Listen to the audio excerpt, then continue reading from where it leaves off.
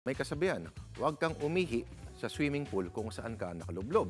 Ganun din siguro sa elevator. Panoorin ang CCTV video na ito galing China. Isang pasaway na batang lalaki ang inihian ang mga pindutan ng sinasakyang elevator. Diligan mo, boy! Akala niya yata ay lusot na siya. Pero, sige lang, tuloy mo lang.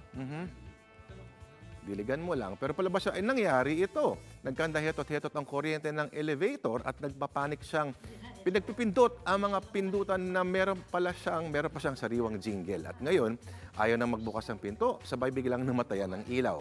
Loko, karma ka ngayon.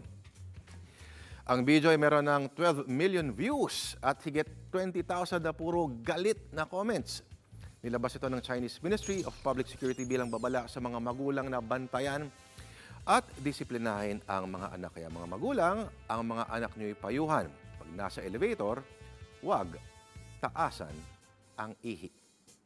Para sa iba pang balita at impormasyon, mag-subscribe lamang po sa news5.com.ph because we're always on.